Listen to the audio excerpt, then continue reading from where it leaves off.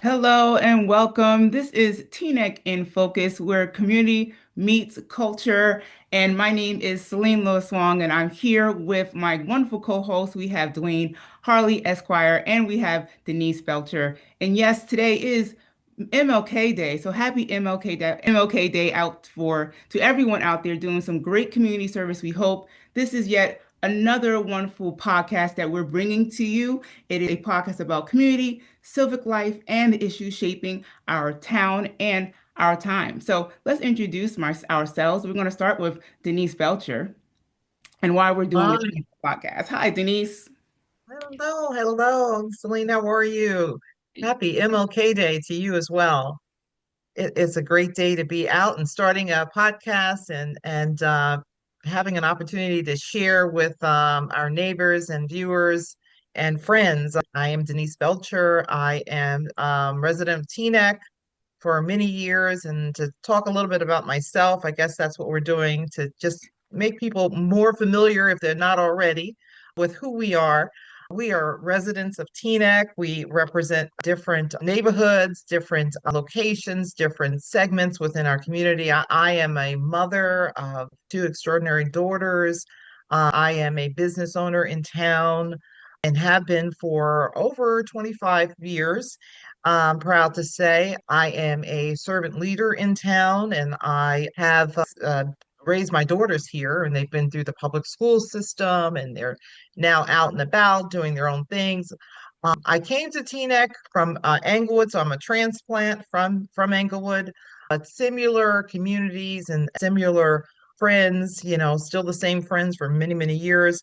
I I'm here because I want to connect with our community, ensure that everyone knows who we are and what we have to offer. Oftentimes I hear as leader in town, I didn't hear about this, or I didn't know about this, or I want to get more involved. And I figure that, hey, listen, this is a great opportunity for Yeah. people to know more and to do more. So I'm glad to be here with my wonderful co-hosts, both Celine, and I'm going to kick it over to Dwayne now.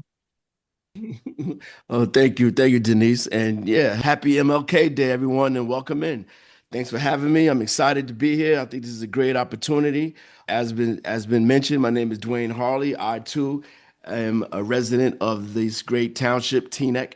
I was born here, born and raised. I did move away for a little while, but I came back to raise my two boys. I have two boys now, 14 and 16, who attend the public schools here in Teaneck. I've been married for 16 years to my high school sweetheart, who also graduated from Teaneck. But I'm an attorney by trade. I've been entertainment lawyer for approximately 24 years now. So it's been a great journey for me. I love this township. I came back into Teaneck because it was a great place to raise a family. The tree line street, great community, a lot of diversity. I think this podcast is definitely an importance right now because this is just getting out information. People need to be aware of what's actually happening in their township on a day-to-day basis from all kinds of activities. What's going on at the library, what's going on at the parks, what's going on just, with the street cleanup, just everything. So you're going to get that information here. So people just not they kind of can get in the know because it's always good to be in the know. And this is one thing we're trying to get people to be in the know. So with that, I throw it back to Miss Celine Wong. Yeah. So first thing, I didn't know Dwayne was born here. So Well, hey, actually, Dwayne. technically, I was born in Inglewood, but Oh, my okay. parents lived in Teaneck while I Oh, was okay. born. But It was something we didn't even know. So my family is from New York. So my family is from the Bronx, and like many Teaneck families, we come from the city, which is only like you might as well say just a couple miles over the GW Bridge. So my family came from the Bronx, and I went to schools here, Whittier, Benjamin Franklin, and Teaneck High School. Go Highway Women. And so. I was raised in this wonderful town, and one thing that Dwayne did say about trees, we definitely have a lot of trees here. Right. I think we also have an advisory board for trees. I Oh, think we in this do. town. We Right, we have an do. advisory board, so definitely a lot of trees here. I am raising my children here. My son is a graduate of Teaneck High School, and I have two kids who are currently at the high school, and they went to schools all the way from Bryant all the way up. A little bit about myself, I'm a very active parent, and I have been since I moved back to Teaneck 10 years ago now. And a lot of organizations, one of the organizations that is really true to my heart is Juneteenth Committee of Teaneck, which was started about 5 years ago, and we have our annual Juneteenth celebrations here along with the township and many other organizations. And as a progress podcast, you will realize there are many organizations that are a part of in this town, which also, when we talk about this podcast, we're going to talk a lot about engagement and involvement and how that builds our community. And hopefully, with this podcast, we're able to forth more people involved and engaged. And we'll bring some guests on also that you probably would not know but have a lot of involvement in this town that brings it to how beautiful and wonderful it really is. So let's focus on now, like, why are we doing this podcast in the first place? There's so many podcasts you can listen to, but we really wanted to bring Teaneck in focus for, like we said in the beginning, for more engagement. We want to talk about civic life. We want to talk about the issues shaping our town, and that includes things that are happening in our time, right? So let's talk a little bit about that and the why. Absolutely. Well, why is a good question because to your point, we're living in a time of information overload, but not necessarily with a lot of understanding. We want to make sure that we have civil discourse as we talk about really, difficult, challenging issues. We want, to your point, as we mentioned, to have community engagement. We want it, people to be informed, to feel as if they're, of course, a part of the community. Um, our local spaces for this is a podcast for serious conversation, even looking at things that are broader even beyond our township. But I believe that looking at things like diversity and our democracy, even development within our township, equity and identity, it's all an important conversation. Democracy doesn't just happen in Washington. Of course, it happens, right here in our town. And what does that look like? We're living in challenging times, and we want people to feel as if there's a place where they have a voice, where they feel connected. Our tagline is where culture meets community, and we want to really leverage the richness of all the culture that we have within our township. But to have conversations that really takes an opportunity to know our neighbors better, to understand the various cultures together, and so forth. So I think we're going to be the better for it. I'm super excited to be a part of this podcast, and wonderful things are going to be planned ahead for our special guests, and even some opportunities to go out to visit some locations and so forth. So that's what we're doing. Yeah, Mhm. that's amazing. Dwayne? Yeah, to mirror that, everything that Denise just said, and also gives me an opportunity to show my handsome face and my nice grin. But on top of that, right, I think this is a place we can assuage a lot of fear and uncertainty, right? Matters in the township. We got to pop the hood and get right to the real information so people just have a true understanding and a perspective to go with. Because a lot of times that I'm out and about, people are making up their own narratives that is not even true, but yet they're losing sleep over it. And I think that's kind of unfair of the quality of life that we can really be having as individuals because we are worrying ourselves about things that don't even exist, or we creating a monster that's not even real. And I think this show, my hope is that this show will kind of those uncertainties and that type of information that and get some clarity to people about what's actually going on, and they can have a better understanding and a footing of where they can begin their perspective, and they can start having more a realistic narrative that's actually happening in the township. I agree. I also think, and why I appreciate this podcast and why others who are listening or watching will appreciate, because it really highlights the culture of the community. which is really not one culture. It is multiple cultures that we have here.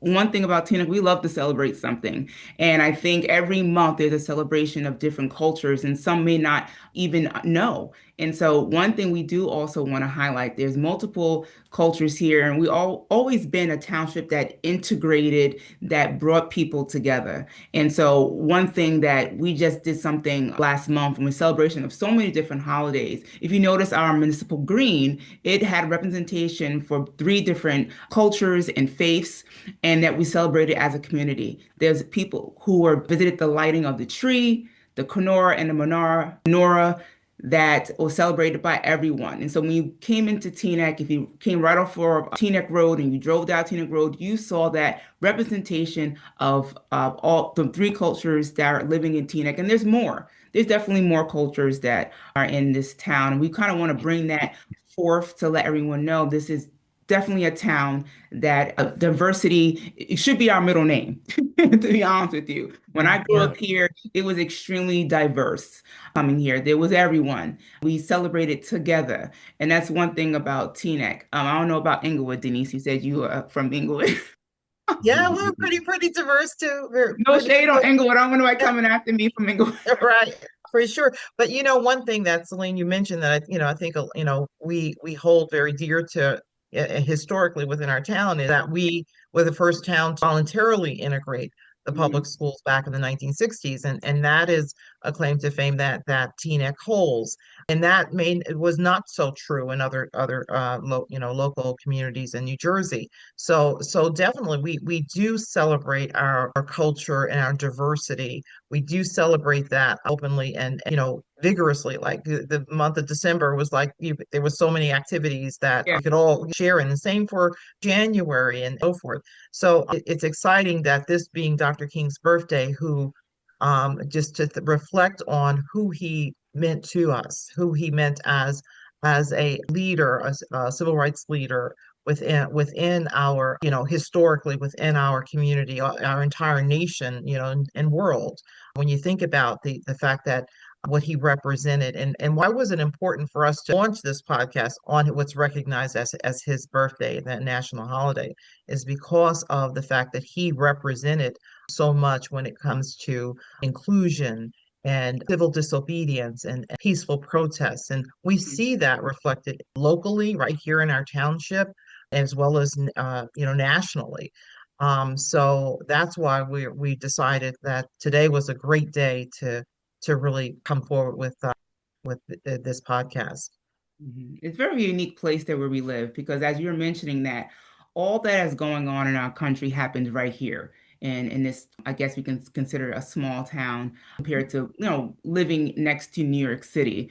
So a lot of what goes on in the big cities definitely goes on right here in Teaneck. And a little bit more about why we're bringing this podcast or beginning this podcast, because we're going to cover topics that talk about, of course, our local government, of course, civic participation. We're going to talk about education and housing, public safety and infrastructure, culture, faith, and community history, which we touched on a little bit already about, but there's so much history in this town that people really do not know. And I would love to make sure we bring and talk about those different things. We do also want to talk about national events, what's happening nationally, because that affects us 100%.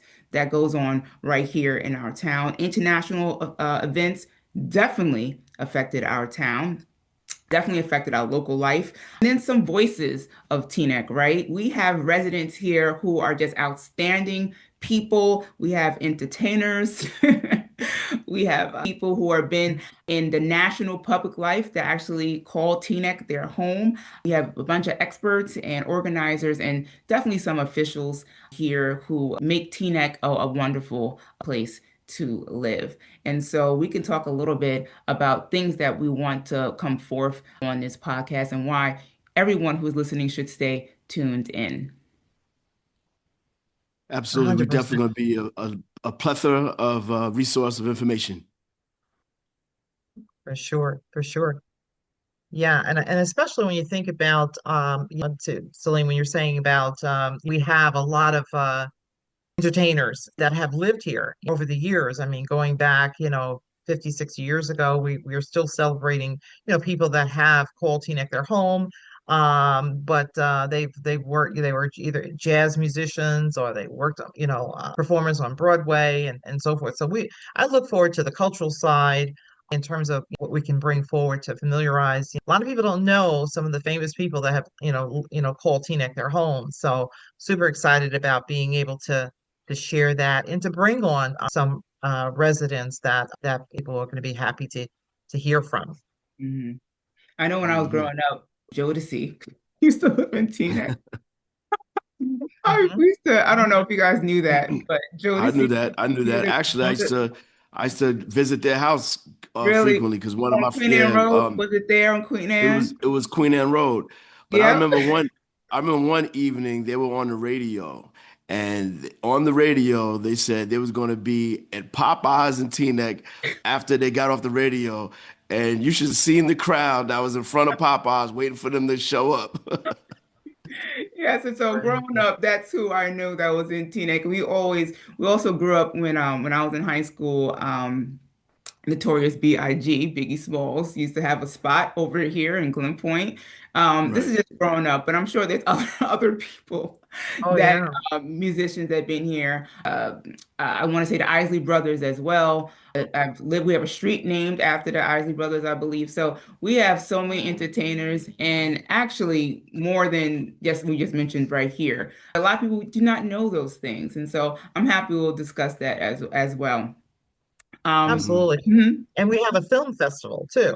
So Yes. every year we have a great film festival. So I'm looking forward to interviewing some people that as we begin to celebrate the film festival, we have some local activities coming up, FIFA, the World Cup, Mhm. and I'm sure Right. that we really want to take an opportunity to really highlight that because we're going to have international visitors from all over the world here. So it's going to be And, and, exciting and times.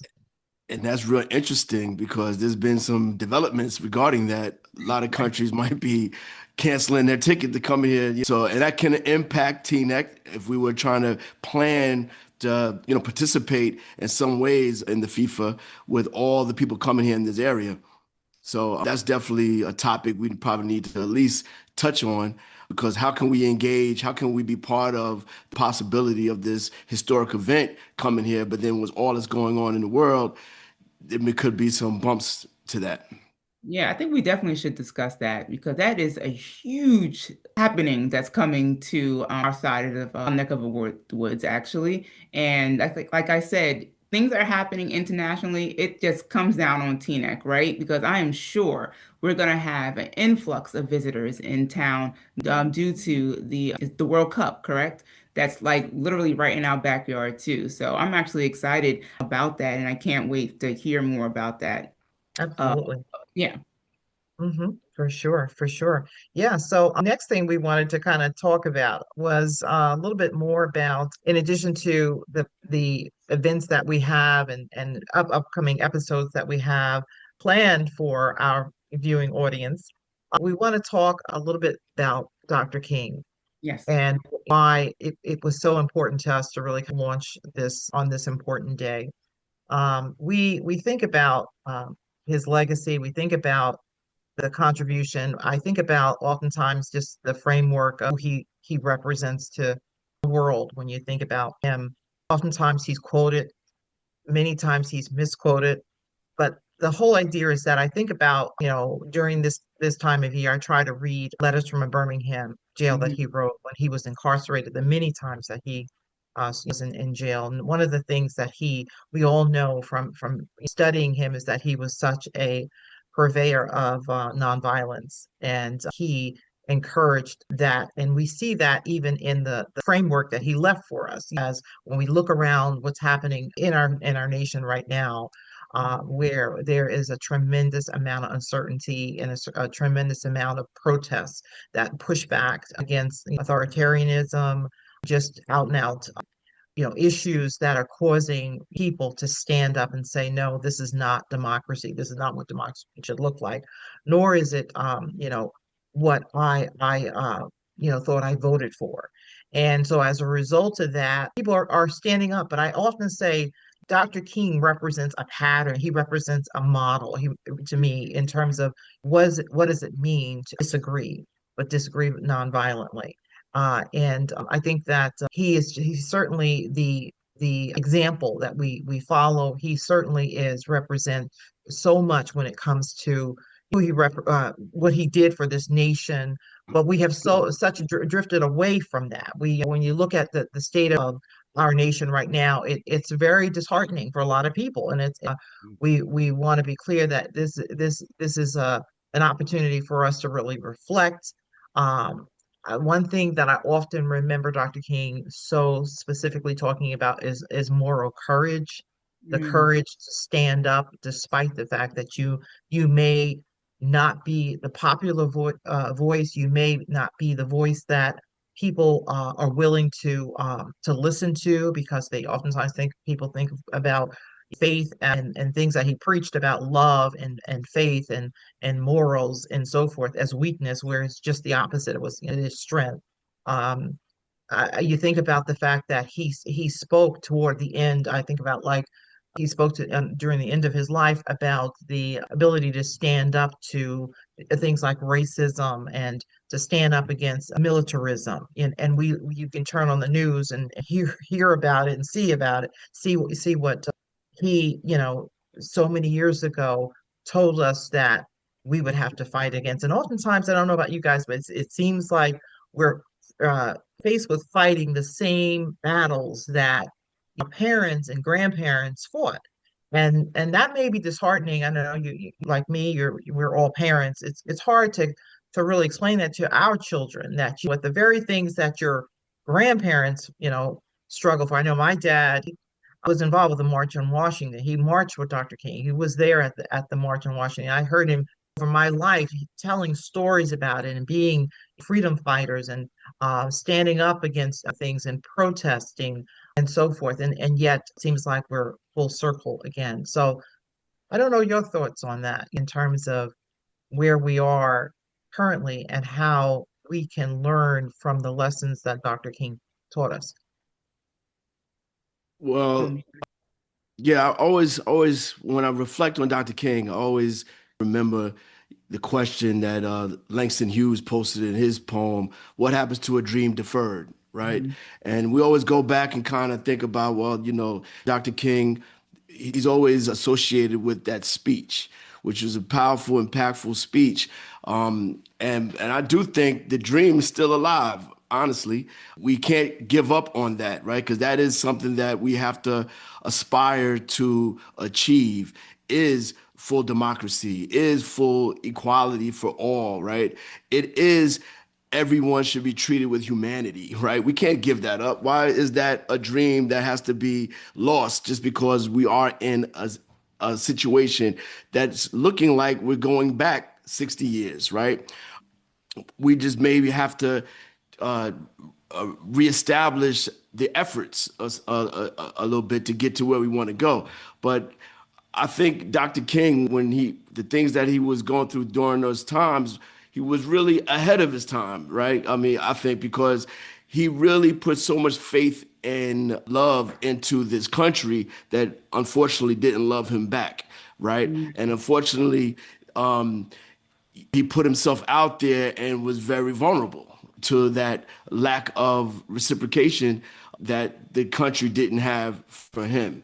And I think at times from some of his quotes where he says, "I fear I'm integrating my people into a burning house," you can look at the fact that this country was losing its morality, right? It was declining in humanity for all that it was supposed to stand for. It's kind of really hard to imagine that this country as a whole ever really was committed to that principle. And I think when the realization of that came, I think then that's when people start having to pause. Was the dream just a fallacy, or can it ever be realized? But I think us as a community, as a nation, as a people, we must be steadfast and stay strong to that, because it can happen, it will happen, it must happen, right? Because we know we are greater for that if it does happen. And being that Dr. King had put that out there, I don't think it's just simply something that is unattainable. It's something we can actually get, and it can actually be a reality. So just reflecting on everything that he's done, we definitely have to keep an eye on giving this country and more humanity, because what's going on, it seems like that's not the case. But I think we still can overcome that as well. I definitely agree with both of you. One thing, and I was just jotting some things down that we can just think about. Number one, for those who are listening, young and seasoned, and the seasoned people, folks know about this, but what happened to Dr. King was not that long ago. And although it may seem like it has been long ago, but the happenings of the 50s and 60s and the civil rights era are not that long ago. Dr. King was murdered in 1968, 10 years before I was born. And so we know that people who remember April 4th, I believe that's where he was assassinated, that day, and able to tell the story, who are living right here in Teaneck. We have wonderful Dr. Lacey, who walked with him, who joined his movement, who is still with us today, very strong, who have seen and have lived the moments of the days where African Americans were not given the rights that we should have had. And so, one thing we also want to educate our youth is that that is not that long ago. It is not. And so I don't and I want to say that I try to tell my children, but it's sometimes they're not really understanding, like, wow, that happened 100 years ago. Oh, yeah. It was Hmm. not 100 years ago at That's all. right. And so, And yeah, go yeah, ahead. yeah, no, I was going to say the significance of that is when you think about the laws that Dr. King protested for, vote, the right to vote, the Civil Rights Act of 1968, the Voter Rights Act, how these, laws are being eroded by plans to turn back the wheels of the hands of time, and causing people to understand that, hey, listen, our young people to understand that, listen, not only was it not that long ago, but these were hard fought rights that prior to that we were disenfranchised. Yeah. There were people that we were as a people, we were disenfranchised. We did not have the right to vote. We did not have, women did not have the right to get credit without their husbands. African Americans did not have the right to buy property anywhere. That when we talk about redlining, that impacted generational wealth. That was a generation ago. And the repercussions of that is so far reaching, even though the laws may have changed that or put it into something, the ramifications is generational. So when Mhm. we talk about, the wealth gap, when we talk about education gaps and so forth, that these struggles that our parents and our grandparents fought for, it's so vital that our young people understand that, you know what, there was a reason why they protested. There was a reason why they marched. And so Mhm. as a result of that, it's so vitally important that we continue to uphold those rights. And so Absolutely. yeah, so Yeah. I just want to add that point because I think, and you're And, 100% right. Our young people understand, they think it's so, far mhm. ago, years ago. They see the grainy, black and white footage of John Lewis on the Edmund Pettus Bridge, and they think, oh, that's so long ago. But like I said, my dad marched with Dr. King. You know, and to your point, we have icons right here in our town, civil rights leaders that knew him and marched with him and so forth. we have to we also have to make the point that those inequities that you talked about happen here in Teaneck as well. The redlining, right? The inability to buy a home, or when black people actually started moving into the Teaneck, the opposition that was posed against them. And this, like you said, wasn't that long ago, right? People are still alive that still remember those incidents. Right. And the children who were integrated into the Teaneck Public Schools, they're right here in town, still living here and raise their children here. So that's one thing I wanted to point out to the youth who are listening, that the happenings are not, those happenings are not that long ago. People are still living and still having discussions and are still affected about things that happened back in those days. Another thing I wanted to bring up, as we talk about Dr. King in his, what would he have said about what's going on here today? And what would King do, right? What would Martin Luther King do, Right. especially when we discuss non-violence, right? And that was his whole platform. Dr. Martin Luther King Jr. was a dedicated Christian, a Baptist minister who was rooted in love, who believed in the teachings of the Bible, which talks about God's love, and also the turning the other cheek and the non-violence movement. And I wonder if all was going on today, would that still stand? Well, not discrediting his rooted in love and his beliefs, but how we feel as a community today when we talk about nonviolent movements and something that he stood for, and that I believe that brought people together because he did not fight back. And when you look at the old footage, if you look at documentaries, Eyes on the Prize, if you guys haven't heard that, please watch that. It's long, but it's one of the best series that we had.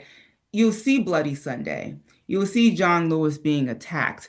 The civil rights movement and civil rights were for the people in the countries, in this country, in these townships, in these cities, to be civil to its residents. That was the act for civil rights, to be civil. So when we're walking Yes. down the street protesting, we're not attacked by dogs. We're not torn down by tear gas, not tear gas, and also from water hoses, which has happened to the people in this country, to American citizens back when there were protests and peaceful protests was happening. That happened in real life, what was going on. So when we talk about civility and the Civil Rights Act, it was for its own country to be civil to its residents. And that didn't happen that was, not that long ago. But what would Dr. King say today about what's going on? What are you guys' thoughts on that? 100%. I think that he would be, I know recently there was a Reverend Bernice King, his daughter, who leads the King Center, spoke extensively on this in terms of what he would speak to in terms of militarism Mm, and uh, humanitarian, making thinking about humanity in the state that we're in. If you look at the injustice, where King says injustice anywhere is a threat to justice everywhere. So I think King would be so concerned, I believe, in the state of our nation when we have uh, military police attacking residents, deporting residents, snatching people off the street without due process. I think King would be very concerned about that. I think he would want us to be morally responsible. I think he would want us to be led by our values and right. led by the thought that every life, every human is valuable, that we are not to say, okay, because that person's an immigrant, they don't deserve any due process. They don't deserve any rights.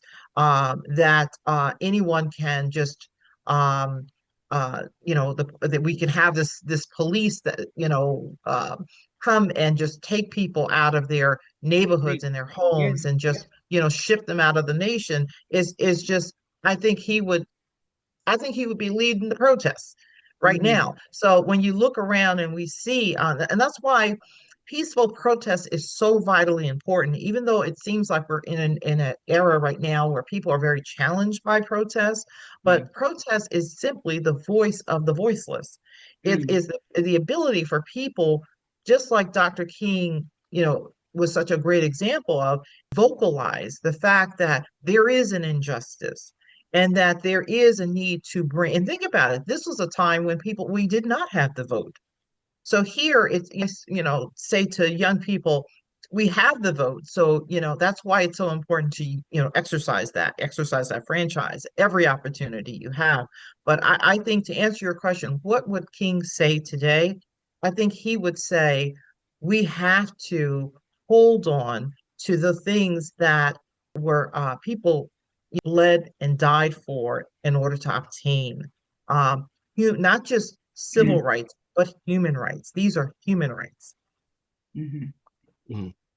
Absolutely. I think, in my opinion, I think Dr. King probably would have been more vocal against, I guess, capitalism, right? Mm. Because the inequity of, the inequities of where we are financially from the races, and that's kind of us like the source of where a lot of this our issues are, right? Because we're so in two different worlds in this country, and people just seem like they don't really look at it from that perspective. They look at it from a racial thing or some type of religious perspective, but not really a financial, economic basis, where that's where we are so far, and everybody kind of just wants the opportunity to survive, to live, to be happy, to, go after what they want to do. And I think Dr. King might have really illuminated that disparity because, right before he passed away, he died, he was down there protesting workers' rights. The workers in Memphis who weren't really getting paid, who were living horribly on the salary they were getting. He was protesting for the workers down there. So they're going to have better wages, right? That's directly a direct impact on wealth disparity that was going on at the time. And in his letter, to the Birmingham jail, he makes a distinction between negative peace and positive peace, right? So negative peace is, yeah, we just don't have conflict, but we don't have justice, right? And I think if we have positive peace, yeah, we may have conflict, but we're trying to get to justice. And I think he would have been more about getting to the positive piece where we're not just standing on the sidelines out of the way and thinking everything's okay because we're not fighting in the streets. And I think that's probably one of the issues in today's protests that you see, that people are, yeah, they're out in the street, but I mean, they're not doing what we were doing in the 60s, right? They're not out in the street every day, out in the street where they really, creating an energy that is going to be conflict, right? Right now, we having these protests where we meet at 3 o'clock, we're out there for 2 hours, it feels good, and we go home and we don't come back for another month, right? That's not how change is really going to happen, right? If you want to protest, you have to be out there every day, all day, pretty much until what you get is obtained, right? Just having these feel good moments, it looks good for TV or whatever it is, but it's getting worse, right? Nothing's actually changing. It's just getting worse and worse and worse. So I think Dr. King probably would have been more vocal on getting to the positive piece where it's going to be conflict, right? You're going to have to get out there and really put it all on the line for something that you want, something that you need, that you have to have for survival. 'Cause that's really what we're talking about, survival. So, Mm. you know, we need to get really So into good the point. weeds of this and really fight for what we want. And it comes down to our economic disparity and how we're going to make that more equitable. Mhm. We Sure, do and that's have. a great point. Yeah, I was going to say, just to add before you jump on, Denise, that we do have protesters that are boots on the ground every day by the armory. And so I don't know if anyone ever noticed that, but that is one of the longest running protests and also activists that we have in Teaneck that I truly respect. You see them almost every time you drive by the armory, rain, sleet, snow, sunshine, they're there. And so, and I believe they're a part of a generation of people who came from the era that which we are speaking about, who know the why and how important it is to do peaceful protest and also to draw attention. It may make some people angry, but it's supposed to stir up some emotion. It's supposed to. It's supposed to interrupt. It's Right. supposed to get people's That's so attention. true. You know, Yes, and so yes. I'm not going to mention her name, but she is out there all the time. She's a good friend of my family, my friend, but maybe we'll mention her name next time. I'll ask her first. Yeah, yeah. Well, I know who you. I think we're talking the same, Yes, the same thinking of the person. same person, an environmental Yes, activist, activist. which Yes, is great. yes. Yes, yeah. Because and you raise a good point that protest is not supposed to be. It's supposed to be destructive. Yep. Protest is destructive and by nature. It's not. It's not a situation where protest is. When you look back at what John Lewis went through. Dr. King went through, these are when you and one thing in particular, and this is something that Dwayne was talking about, and that is economic protests represented boycott. Yeah. When you think about the bus boycott, we think that was over 365 days of a boycott, and that was the economic boycott. And so, and that is very impactful. In fact, some folks have not been into certain stores because of boycott, because there are situations where in the last year or so, corporations that took a position where they backpedaled on DEI and programs that were intended to protect minorities and women and so forth. And where they used to have a commitment, they decided not so much anymore. So what did people do? People stood up and said, no, we're going to protest by boycotting. And so I think to your point, 100% economic Mhm. protest is still alive and well Mhm. today. Yeah, and I just want to shout out to Claudette Colvin, who actually just passed. If you talk Yeah, about the boycott, because actually people don't really realize that she was on the case Browder versus Gale, which actually was the case that desegregated the buses, right? We Mhm. give a lot of, and all praise due, Rosa Parks. to Rosa Parks, but Mm. it was actually Claudette Colvin was on the actual legal documents that allowed the integration of the buses, right? Mhm. Not Rosa Parks. And obviously she was even before Rosa Parks, who refused to get up off the seat. But yeah, I just wanted to say that. And she passed away on Yeah. January Yes, 13th. yes. May she rest in peace. Hmm. Absolutely. Yes, yes. And that draws attention to back to what you were saying. These are people that are, she just passed away, but we celebrate her life. I think it was because she was much younger than Rosa Parks that the attorneys took up Rosa Parks because she was more of a mature woman as opposed to Claudette, who was younger. But I Hmm. mean, recently in our town, we celebrated Ruby Bridges Day. And I was so happy to participate as a leader in town, because it's always great to see the bright smiles of the kids, and we walk around the school, and it's always so nice. But you know, it's important to mention the fact that Ruby Bridges is still alive, Yes. and she's just like in her 60s.